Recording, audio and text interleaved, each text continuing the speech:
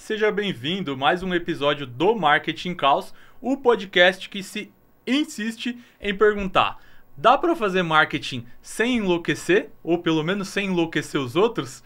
Hoje o caos é temático, mais uma vez, estratégico e também político, porque a gente vai falar aqui de uma área que muita gente tem certa dificuldade, muita gente não entende, que é marketing político, né? E para falar de marketing político, trouxe gente especialista nisso, trouxe a Agatha. Agatha, eu vou pedir para você já começar a se apresentar, falar um pouquinho da sua atuação.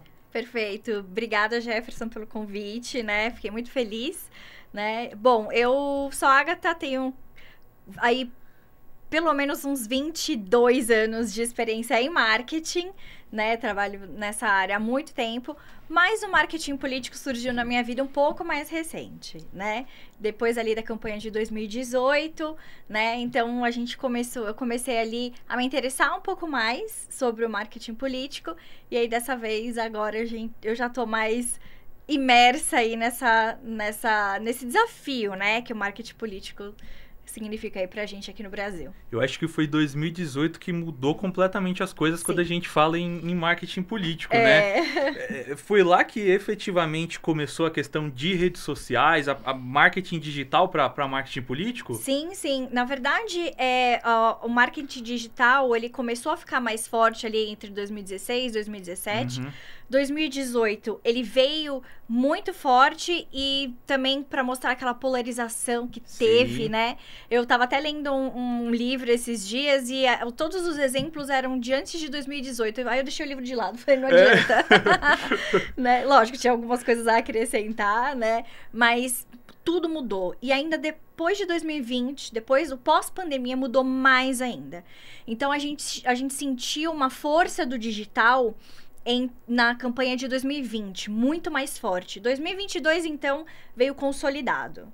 Foi 2020, se eu não me engano, que não tinha, que começou a questão de não ter verba de empresas. Eu acho que alguma coisa assim. Foi. E que aí meio que os caras tiveram que se adaptar internamente, né? Exatamente. Na verdade, a legislação da eleição, ela muda a cada 2 anos, né? Então, a cada 2 anos tem ali uma mudança. Então, pensa que, de repente, todos os advogados ali políticos dos partidos olharam e falaram, e agora? Mas peraí, põe o CPF no material digital ou não põe? Né? Porque quando você faz um santinho, alguma coisa, tem que ir com o CPF do candidato, né? O CNPJ, quer dizer, do candidato, o CNPJ da empresa que rodou o material, quantidade, tem que ter todo ali uma declaração, né? Mas e aí no digital, como é que faz? Sim ou não, né? Então, eles tiveram que reaprender, né? Então, a gente teve que reaprender muitas coisas e readaptar as leis também, né? E é extremamente regrado, né? Eu tava vendo na última eleição, alguma coisa que eu tava lendo sobre a campanha do prefeito, que a imagem do vereador, do vice, tava um pouco menor e tem que ter uma regra do tamanho, tudo, né? Não, tudo tem regra. Então, assim, uma coisa que eu falo, se você quer trabalhar com marketing político, a primeira coisa que você tem que fazer é ler todas as leis e regras, porque são muitas pegadinhas ali, sabe? Porque tem candidato que pode perder, pode ser impugnada, né? A campanha. Então, para não correr esse risco. Sim. Como que foi que você começou, porque você trabalhava com marketing digital antes? Como que foi que entrou o marketing político na sua vida? Sim, na verdade eu trabalho com marketing, né, todo esse tempo que eu já falei, então eu já trabalhei com varejo, terceiro setor, marcas grandes, e na verdade eu e meu esposo já tinha uma agência, né, que é a minha agência hoje, e ele começou a migrar, e ele sempre foi muito apaixonado por política, sempre. Então a primeira campanha que ele fez foi em 2010 por um vereador lá na Bahia. Então, eu olhava aquilo e falava, ai, que loucura, né? Imagina, me deixa aqui com os meus carros, vendendo meus carros, vendendo, né? E ele sempre gostou muito, ele foi se especializando nisso e tal. E aí, quando chegou 2020, ele fez uma campanha muito forte e eu já fiquei meio de olho, falando, isso é interessante. Em 2022, foi quando eu realmente falei, não, eu acho que eu quero testar. Porque eu tinha acabado de sair do mercado, eu falei, não quero mais trabalhar para os outros, vou assumir a agência junto com você, né? Falei para ele. E ele falou, tudo bem, mas a gente tá indo aqui para essa área mais política. Você quer? Não tem problema. E aí a gente pegou uma grande campanha de um partido político, né, aqui de São Paulo. E aí já era. Aí o bichinho te pica, aí você fala, eu quero isso. E aí você tem que... Uma coisa que eu fiquei curioso. Por exemplo, né? Se eu tô falando de marketing político, é uma coisa que eu vou trabalhar só no período da eleição, ali a cada 2 anos, ou não? Existe estratégia, algo que vocês façam para os outros períodos? A gente pensa muito hoje que não tem... Por exemplo, principalmente quem é o mandatário, né? Que já tá eleito. O que está eleito, ele precisa fazer uma prestação de contas, então o marketing dele é mais constante.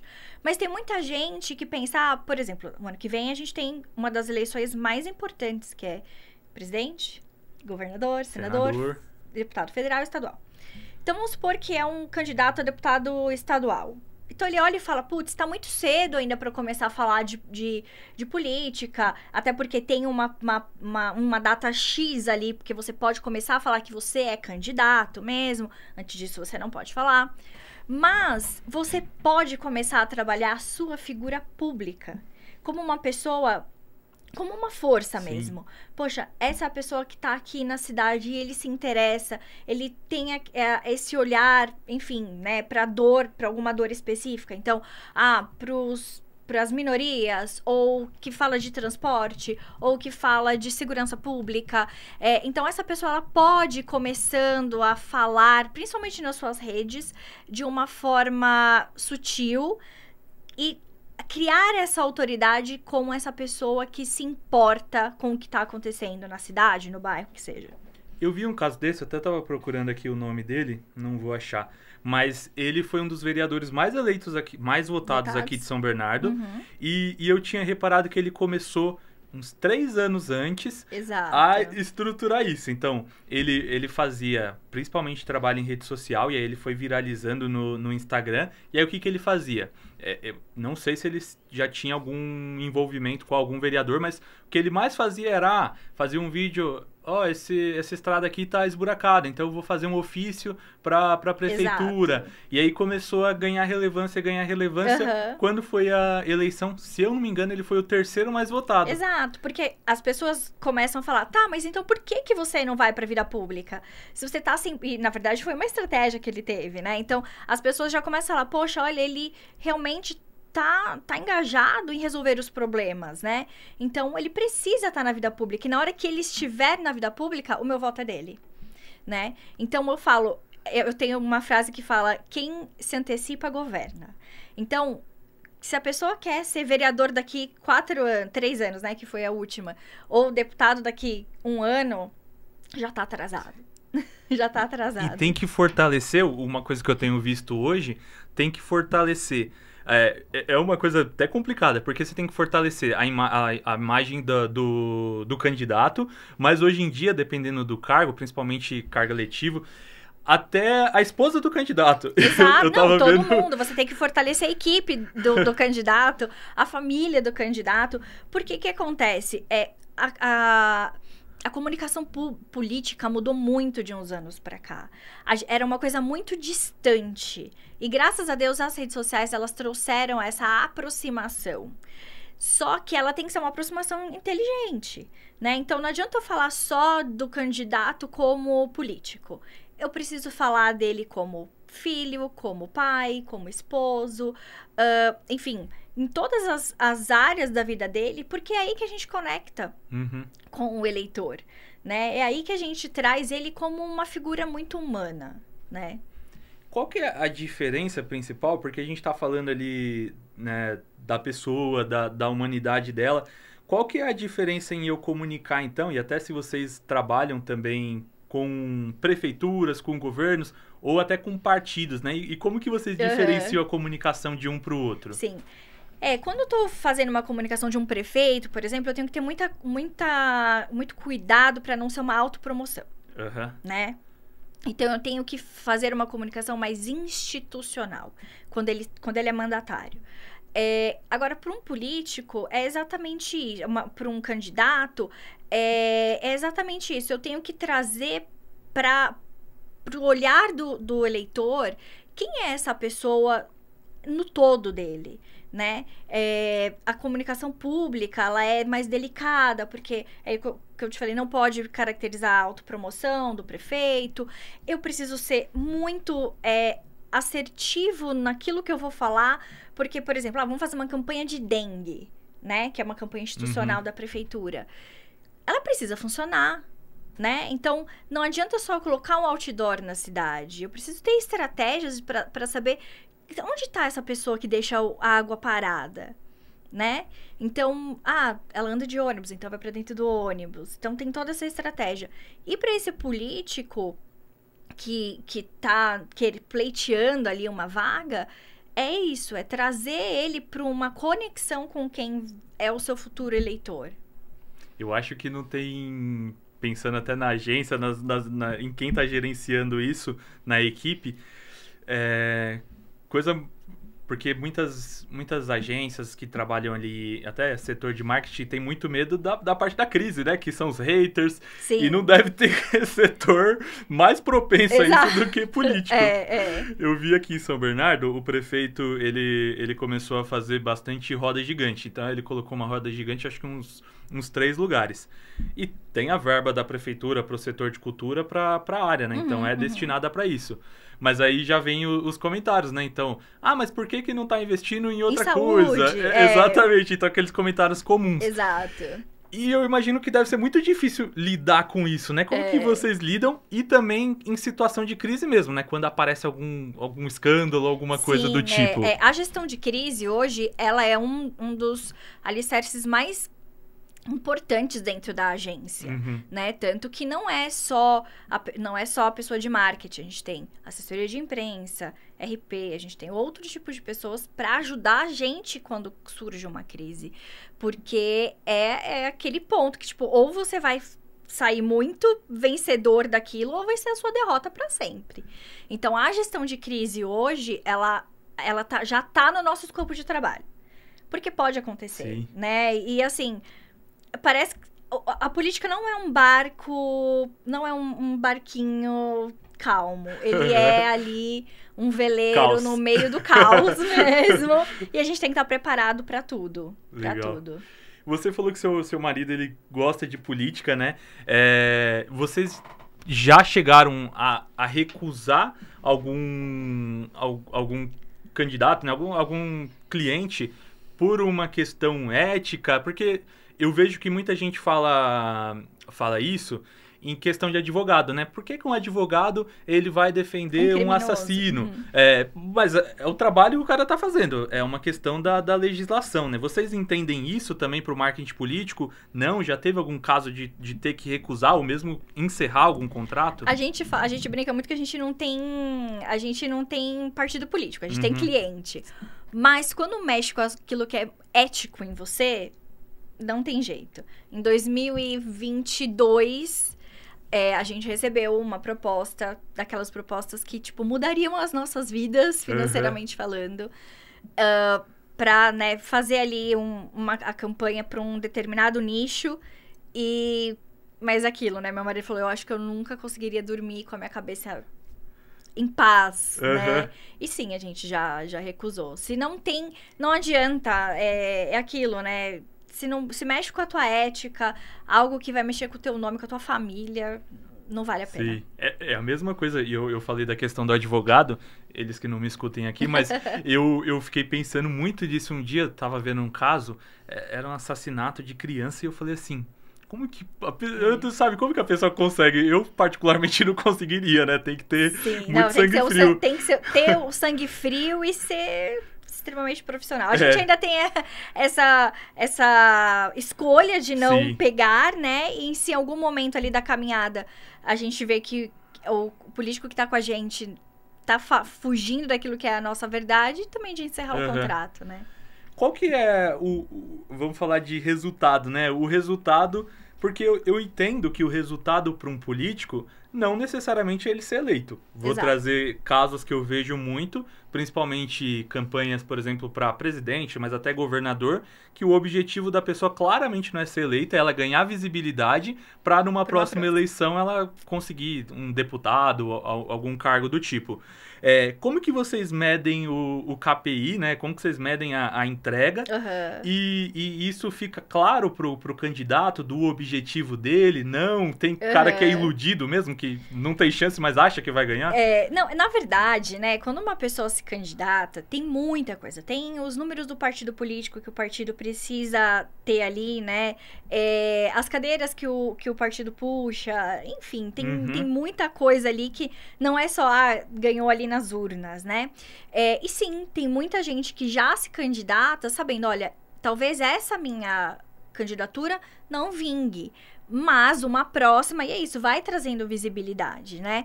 Eu acho que assim, a nossa métrica ali é ver, poxa, quantos votos essa pessoa teve em tal cidade? O que ela fez nessa cidade?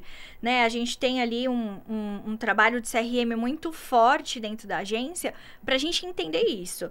Até mesmo porque, por os que ganharam, se eles pretendem numa reeleição, a gente começar já a entender, peraí, olha, um deputado federal, estadual, por exemplo, eu tenho cidades aqui que não teve nenhum voto. Então, por que a gente não atinge essa cidade? Então, eu acho que dados são muito importantes. Não dá pra gente ignorar os dados em uma campanha política. Não dá. Você tem algum projeto que vocês tiveram que foi uma coisa assim desafiadora para construir em campanha, que você acha que seria legal compartilhar? Sim. Em 2022, né, a gente pegou... não sei se eu posso citar o partido. Pode, fica à vontade. A gente pegou a campanha do Podemos Mulher, Podemos aqui de São Paulo, e a gente cuidou das redes sociais de apenas 172 candidatas do Brasil inteiro, a deputada federal e estadual. Então, o que a gente tinha que fazer? Criar uma padronização para o Instagram de todas elas, para que as pessoas entendessem que elas eram do partido do Podemos Mulher e que tivesse as bandeiras delas. Então, pensa que a gente teve que falar com 172 candidatas, entender a cor que elas queriam, né? Então, porque no começo a gente falava, vamos fazer tudo rosa, que é a cor do partido. Aí uma chegava e falou assim, não, mas eu não quero rosa, eu quero verde e amarelo. Não, eu não quero rosa, eu quero roxo. Então, a gente começou a personalizar. Então, aquilo que era uma coisa padrão acabou sendo personalizado. Uma paleta de cores. Exato. Aí, então, a gente criou uma equipe que ficou dentro do partido, né? Uma equipe com 15 pessoas. Então, a gente trabalhou ali pré-campanha e campanha. E foi muito legal, né? Porque depois a gente fez um book com todas as candidatas e a gente parou e viu e falou, cara, que trabalho sensacional. E a gente nunca imaginou que a gente ia dar conta. E foi o primeiro trabalho que eu coordenei ali de marketing político, né, no digital. Nossa, uma coisa realmente desafiadora, né? Porque você lidar com tantas pessoas diferentes, com intuito político, não deve ser nada simples. Não, nada simples mesmo. Como que vocês utilizam a tecnologia, assim, como que, até você citou a questão do CRM, que ferramentas vocês utilizam e se tem alguma regra, né, que pode, alguma coisa que não pode? Eu sei que, por exemplo, na última eleição, se eu não estou enganado, o Google proibiu a campanha, não lembro se era isso, tá? Eu tinha lido alguma coisa do tipo, porque o TSJ, eu acho que é, Tribunal Superior Não, Justiça, TSE, tinha eleitoral. Ele tinha colocado a regra que precisaria ter o banco, igual o Facebook tem, né, para mostrar, se eu quiser saber quais são as campanhas que estão no ar, eu conseguiria verificar. Sim, e o Google não tem isso, se eu não estou enganado, não tinha essa possibilidade. Existem regras, por exemplo, para ferramentas que pode utilizar, que não pode? Em 2024 também saiu uma regra que se fosse usada qualquer coisa feita por inteligência artificial, você tinha que colocar no rodapé do material que aquilo foi criado com IA. Provavelmente, para a campanha que vem, essas regras vão vir muito mais rígidas, porque É o que eu falo, e realmente tem que mudar a cada 2 anos a legislação, porque é muita coisa nova. Então, em 2022, a gente não tinha ChatGPT. Sim. A gente não tinha, né, o Midjourney, não tinha que criasse essas coisas. Hoje a gente tem. Então, tem muita gente, tem candidatos que estão se propondo a fazer campanha 100% com coisas criadas em inteligência artificial.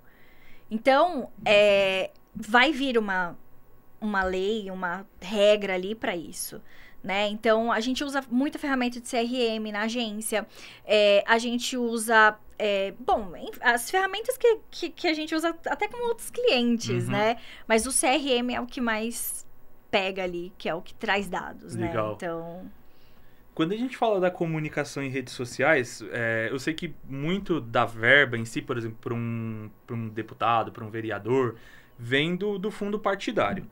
E aí o partido, para um deputado X, ele coloca alguma regra na utilização disso e até na comunicação do deputado? Então, sei lá, por exemplo, né? Você vai receber tanto aqui de fundo, então você vai receber um valor X, mas você precisa ter uma comunicação, sei lá, fazer vídeo. Você tem alguma regra para esse candidato ou não necessariamente? Não necessariamente, né? Então, no nosso caso, por exemplo, o que o partido fez? Foi uma coisa muito inteligente. Então, eles falaram, a gente vai dar esse benefício para vocês, mulheres, mas a gente quer que tenha isso. Então, eram 4 posts por semana, tinha stories, tinha vídeos que a gente produzia. Então, eles foram por esse caminho. Então, pra gente saber que tá saindo do jeito que a gente quer, então a gente contratou uma agência pra fazer pra vocês. E elas amaram, né? Tanto que o ano passado a gente repetiu com as vereadoras. Legal. Né? Com um número menor, mas a gente repetiu com as vereadoras. Então, não tem eles podem ter uma conversa ali no particular, né? Olha, essa verba... Tenta fazer o máximo que você puder com ela ali, né? Mas não tem uma regra específica. Você acha que tem algum tipo de campanha que é mais complexa? Sei lá, por exemplo, é vereador, é deputado, até executivo, governador? A gente fala que vereador é a mais difícil, né? Porque são mais pessoas concorrendo. E aqui as pessoas têm menos noção dos candidatos, né? Exatamente, Então, você tem desde do Zé da Pipoca até um cara que tem ali conhecimento e tudo mais. A de vereador, eu acho que é a mais acirrada ali, né? Lógico, uma de governador, prefeito, governador, presidente né? É outro nível. É que eu acho que a exposição fica muito maior e, ao mesmo tempo, você tem um risco muito maior, né? Da visibilidade. Vocês já tiveram que lidar com alguma questão de fake news, alguma coisa do tipo? Sempre. E aí, como que vocês fazem pra tentar contornar isso? Na verdade, você até tocou num ponto que é bem interessante. Quando eu falei com algumas pessoas que eu tava indo pra essa área de marketing político, as pessoas meio que torcem o nariz, ai, nossa, política.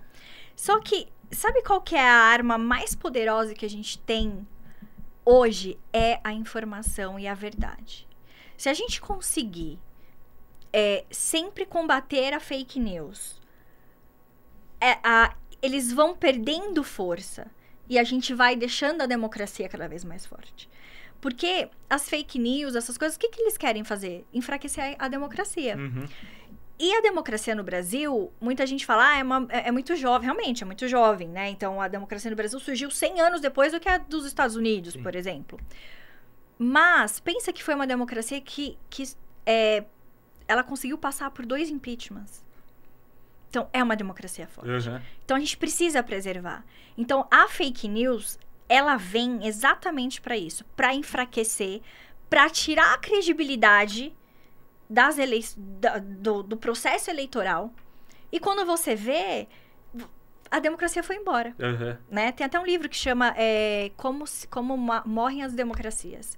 Né? Então, quanto mais a gente vai com informação, com o marketing correto ali, para falar como que é realmente que acontece, a gente fortalece esse processo eleitoral. A gente fortalece a democracia e a gente dá voz para aquilo. Porque tudo é político, Jefferson. Até o pão, do pão que você come compra na padaria, a estrada que você anda com o teu carro. Tudo é político. Então, é muito engraçado as pessoas não quererem se envolver com política. Ah, a política é uma coisa suja. A política é uma mentira. Não. Na verdade, as pessoas não, né? Os que são contra querem que a população acredite nisso, para que isso fique cada vez mais enfraquecido e eles ganhem mais poder para fazer o que eles quiserem.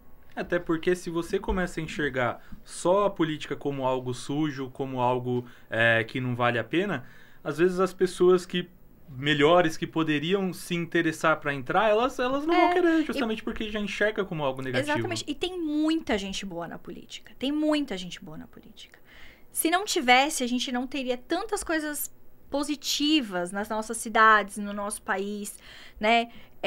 Então, todas as vezes que alguém falar pra você, olha, a política é uma coisa suja, é porque ela não quer que você entenda o quanto o seu papel como cidadão dentro de um processo eleitoral e de uma democracia é importante. Legal. E você acha que as redes sociais em si, elas ajudaram a fortalecer esse papel das pessoas entenderem a política? Porque hoje eu vejo que com as redes sociais se aproximou muito mais a relação, né, entre as pessoas de como elas enxergam política, mas ao mesmo tempo também criou muita divisão, né? A polarização. Muita polarização. Que chama, sim. Como que você entende o papel das redes sociais, da internet como um todo para a política em si, para a democracia, né? Até uns anos atrás, era um território muito inexplorado. Então, tudo que foi feito em teste. E como todo território que não tem dono, você tem os mocinhos e os bandidos, né?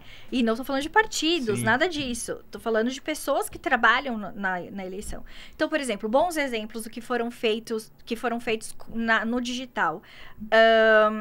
Os prefeitos fazendo live na época da pandemia, dando ali a prestação de contas. E muitos continuaram fazendo isso por muito tempo, porque funcionou, era um canal de comunicação que eles conseguiram abrir com a população que não tinha antes. Que é o quê? O ao vivo. Então, eles entravam e falavam: ô, prefeito, vem tirar a árvore que tá aqui na frente da minha casa. Ou, olha, prefeito, eu fui hoje na UBS e fui super bem atendida, né, na UPA. Então, foi um canal que eles conseguiram. Então, quem usou o digital pro bem conseguiu resultados maravilhosos. Só que teve muita gente que usou pro mal. A disseminação de fake news, os cortes de vídeos que foram tirados de dentro de contextos, né? E isso sempre vai existir. Então, é por isso que nós, os marqueteiros políticos, nós estamos aí para combater isso, né? Não é um trabalho fácil, não é um trabalho só nosso também, mas que pode começar com a gente. Eu vejo que muita gente fala hoje, critica principalmente a comunicação do governo federal, né? Porque, para mim, a questão mais clássica que a gente teve foi no caso do Pix ali, que teve a taxação do Pix. Exato. E aí eu vejo como que alguns políticos conseguem... São fascinantes na comunicação. E eu trago um exemplo que, para mim... em termos de comunicação, é do Nicolas Ferreira. Ele consegue usar a rede social para comunicar, e às vezes melhor do que o governo federal, né? Que tem a verba e que tem todas as possibilidades. Por que às vezes o cara que tá dentro da situação, que tá ali dentro do governo, tem tanta dificuldade, às vezes, para se comunicar na sua visão? A primeira coisa é aquilo que eu falei da autopromoção. Que eles sempre têm que ter muito cuidado. Então, isso daqui é culpa do governo, ou é um mérito do presidente que tá ali no momento. Então, é culpa dele ou é mérito dele? O que não é verdade, que a gente sabe que todas as decisões políticas que são tomadas, elas envolvem muitas votações, muitas pessoas... senadores, deputados, enfim. Então, o Nicolas, por exemplo, ele, por mais que ele é um político, ele não tá na situação. É muito mais fácil criticar, eu jogar pedra. É muito mais fácil, né? E ele usa muito bem, ele sabe comunicar. Na verdade, o ano passado a gente teve um belo de um exemplo, que foi o Pablo Marçal, que ele era um super comunicador. Ele se comunicava muito bem. E ele foi vindo numa chegada ali na candidatura dele de prefeito muito bom. As pessoas gostavam. Olha, ele tá colocando a carteira profissional na cara do Boulos. Nossa, isso é sensacional. Só que ele se perdeu ali no personagem. Se perdeu mesmo. Eu acredito muito que se ele tivesse mantido uma estratégia um pouco mais coerente, mas enfim, né? Talvez ele tenha chego ali até num segundo turno. Principalmente naquele momento que ele chegou em acusar o Boulos lá Exato. Acho que era das drogas lá, de Sim, ter o de laudo, ter se internado. Isso. Uhum. Ali foi o ponto que se perdeu caiu, completamente. Exatamente. Se você pega até na própria campanha presidencial do próprio Bolsonaro, aquele momento ali da Zambelli com a arma, tem esses momentos que às vezes a pessoa se perde e a coisa desanda. Porque assim, né, na política, ainda mais agora, não dá pra você mascarar por muito tempo. Uma hora a máscara cai, né? E querendo ou não, a verdade vem à tona, né? Por quê? Porque foi o que eu falei, tem muita gente boa na política. E essas pessoas que são boas, elas não vão deixar as coisas, a corrupção, as coisas erradas por baixo do pano por muito tempo. Elas começam a levantar. Então, a verdade aparece. Então, poxa, o cara vai e coloca um laudo falso. Não tem uma hora como, vai exatamente. Aparecer, entendeu? E muito rápido, né? Exato. Isso, sei lá, há 30 anos atrás, poderia até passar, sabe? A gente não tinha tanta tecnologia, tanta informação, tantas pessoas envolvidas. Hoje em dia não tem. Então, assim, o cara que entra pra política, ele achar que ele vai enganar as pessoas, ele já começou errado. Sim. Bom, a gente já falou bastante sobre a importância, acho que já deu para entender muito a importância do marketing político. E aí eu queria trazer a questão do Prêmio ABC, né, que a gente vai implementar esse ano. É um setor específico para política, né? Como que surgiu isso? Qual que é a ideia para isso? Sim, é um comitê, né, que foi criado esse ano na ABCcom e foi criado por uma necessidade até da minha agência. Legal. Que o ano passado eu cheguei pro Bonetti e falei, eu queria inscrever um case meu num prêmio, mas eu só tenho case de político. Falei, onde a gente vai encaixar? Aí ele falou, putz, não tem ainda, vamos criar pro ano que vem? Falei, beleza, vamos. Aí a gente desenhou ali, né, o prêmio, e a gente tem certeza que vai ser muito legal, porque vai desmistificar um pouco essa questão de que, tipo, a comunicação política e pública é uma comunicação pobre, ou só faz para cumprir tabela, porque tem que... Não, tem muita coisa boa sendo feita, né? Como que tá sendo a condução, né? Assumir, ainda mais sendo um comitê novo, então você tem que comunicar, né? Explicar a importância disso. Como que tá sendo essa fase, né, do prêmio sendo presidente? Já te deu alguma dor de cabeça, né? Como que tá sendo a experiência? Por enquanto ainda estamos, né, engatinhando, mas é um prêmio que eu tenho certeza que vai ser bem visto, assim, né? Acredito que vai ter ainda, assim, essas dores de cabeça, né? Mas tudo, no final, tudo dá certo ali. E vão ser dores de cabeça boa. Tipo assim, mas essa campanha eu coloco em que categoria? Eu ponho pra aqui, não ponho aqui, né? Então, a gente espera aí ter bastante cases, né? Inscritos, profissionais, para que seja aí um prêmio que nos próximos anos ganhe cada vez mais força. E você acha que mesmo fora do período da eleição, né? Então, fora daquele período dos 2 anos, a gente consegue pensar em cases até, por exemplo, dos candidatos em si, para fazer um case como resultado. Sim, com certeza. Legal, com porque certeza. aí a gente não traz a única métrica só como a eleição em si, como né? a eleição, Na verdade, a gente tem no prêmio muitas categorias que não contemplam a eleição do candidato em si. Entendi. Que aí pode entrar dentro dessa possibilidade, exatamente. Né? E dentro das categorias, tem categorias para, por exemplo, para prefeitura, ação de prefeitura institucional também? Sim. A comunicação institucional em si tem uma categoria só para ela.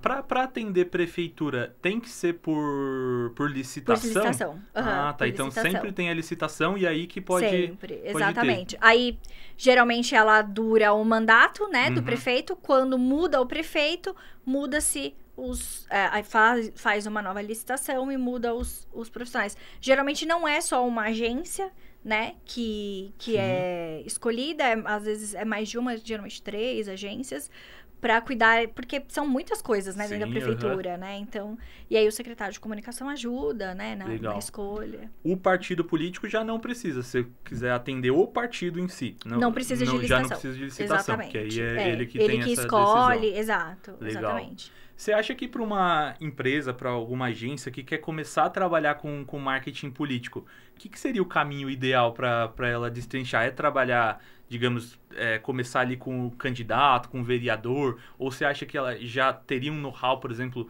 para ir direto para uma licitação? O que você acha que é o caminho ideal? Eu acho que é um caminho, né, a ser trilhado. Tem que começar com o candidato, até mesmo para você pegar mesmo o feeling da coisa.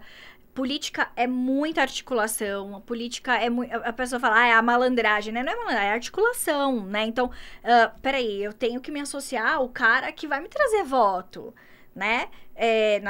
No bairro tal, um vereador, né? Então, tem que começar pequeno mesmo, não... já dá pra começar lá na cabeça? Dá, mas você tem que ter muito estudo, tem que saber muito, porque é aquilo que eu falei, tem que ler a lei. Tem que ler as regras, sabe? Porque senão você a campanha do seu candidato pode ser impugnada e, tipo, acabou todo um trabalho jogado no lixo. Né? Às vezes a gente pega resultado de eleição, de votos, fala, nossa, 0 votos, nem ele já brincou disso. Já vi. Nem ele votou nele, nem a mulher dele votou nele. Não, na verdade, é campanha impugnada. Ou como é que fala? Desistiu no meio do caminho, né? Então, tem que ter muito cuidado. Então, para começar, faz curso, né? Vai atrás, tenta entrar dentro, porque é um meio difícil de você entrar também, né? E começa ali pega um candidato, um vereador, né? Para você ir testando. Isso dá certo, isso não dá, né? Uma coisa que eu fiquei curioso agora, por exemplo, financeiro disso, né? O dinheiro, o pagamento.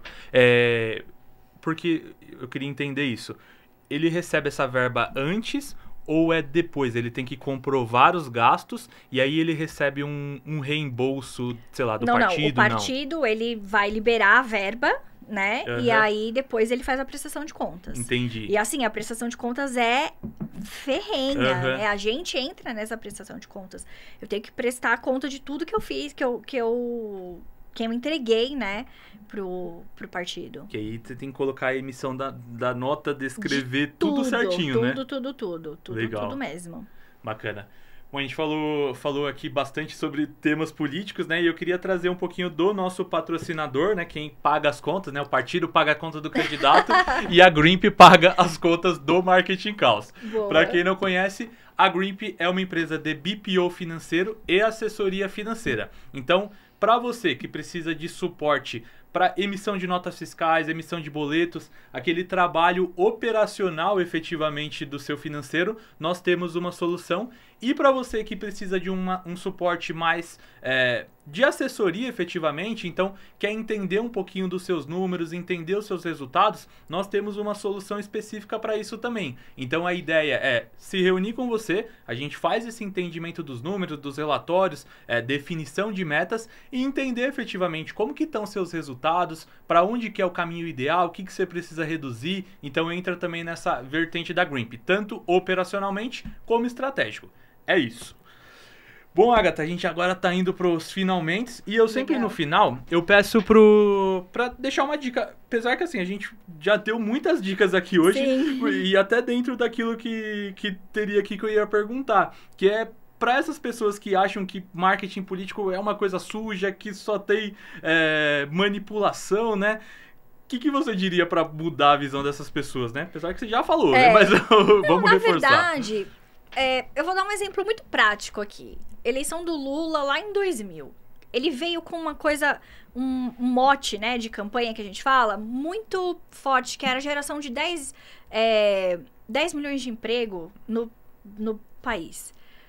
Era a época que tinha o maior índice de desempregados. Então, ele foi na dor do eleitor. Povo, Então, o político, ele sempre vai na dor do eleitor. Então, ele não tá manipulando. Ele tá falando, olha, você tem essa dor e eu vou chegar, eu quero fazer isso. Se ele vai cumprir, aí é uma coisa... E muitas vezes nem é por culpa dele, nem é por culpa dele, exatamente. Então, parece ser uma manipulação. Mas, na verdade, ele, olha, contestei esse problema e eu tô te dando, eu vou trazer essa solução. E, então, não é manipulação, não é... Gente, foi o que eu falei, em todo jogo tem os bandidos e os mocinhos. Então, mas quanto menos a gente participar da política, mais ela vai ser manipulável. Mais ela vai ser um jogo onde só um lado ganha. E não tô falando de partido político, onde só quem tá no poder ganha. E a gente precisa inverter esse jogo pra a população ganhar também. Então, é um engano a gente pensar que não vou me envolver com política, não quero me envolver com política. Então, você só tá entrando no jogo do poder, dos poderosos que querem que você seja cada vez mais omisso. Sim, não, perfeito. E pra gente encerrar, eu peço uma recomendação cultural, seja algum filme, série, alguma coisa que você queira deixar aí pra audiência. Legal. Bom, eu acho que quem gosta de política, né, pode ler alguns livros. Então, A Morte das Democracias é um livro bem interessante, é um livro pesado pra ler. Gosto também de sempre indicar o livro do Kemp, que é o clube de marqueteiros políticos aqui de São Paulo. É um livro bem interessante, chama Marketing Político no Brasil. E um livro também que eu acho que para quem tá começando, quer entender um pouco, é um livro simples, um livro pequeno, que eu recomendo para todo mundo que trabalha comigo, que chama Roube como um Artista. Ele é muito bom porque ele ensina como você se inspirar nas coisas que deram certo para colocar em prática nas suas. Então, penso tanto de campanhas políticas que deram certo, que a gente pode pegar ali como referência e fazer, né, nas próximas ali, para darem certo, de pessoas boas, de pessoas que realmente estão comprometidas em trazer benefícios para a população. A Agatha dá boas dicas, eu vou dar uma dica também, não muito boa, mas é uma série ótima, que é House of Cards. Que série maravilhosa, as primeiras temporadas, né? A última temporada não assista, que é muito ruim, mas as primeiras temporadas são excelentes. Essa série, ela mudou muito a minha visão sobre entender um pouquinho mais dos bastidores, do universo da política. É uma série fantástica. Sim, e uma coisa que eu sempre falo, todo mundo tem um lado político, mas sempre assista, leia coisas de ambos os lados. Principalmente se você quiser trabalhar com política, você precisa entender, né? Então, tem muito documentário brasileiro também sobre nosso processo eleitoral, sobre a nossa política, que vale muito a pena assistir. E também, não sei se você assistiu, Designated Survivor, vocês sabem qual é maravilhoso também fala de política e é bem interessante. Eu assisti, acho que as duas, que ele foi cancelado, se eu não me engano, então acho que eu assisti só uma ou duas temporadas. Duas temporadas. Então eu assisti todas. Exatamente. Assisti todas, muito boa. É muito interessante porque eu nem imaginava que tinha, né, essa pessoa que é designada ali. Então é bem interessante também. Legal. Agatha, então fala pra gente onde que a gente pode encontrar vocês, a Etalk. Bom, a Etalk tá nas redes sociais, @etalkcreative, no perfil do Instagram. A gente tá começando a passar por uma reformulação ali de conteúdo, que vai ser agora totalmente pra política. E o meu Instagram pessoal, @agathabigaran, agatha.bigaran, né? E também no nosso site. Então, show. Tá aí aparecendo na descrição. Também vou deixar na descrição do vídeo, né? Apareceu na imagem. E vou deixar na descrição do vídeo. Muito obrigado. Espero que tenha gostado. Imagina, aí do bate-papo. Muito obrigada. Um bate-papo ótimo. Sim. Nos vemos semana que vem com mais um Marketing Caos. É isso. Até semana que vem. Valeu, pessoal.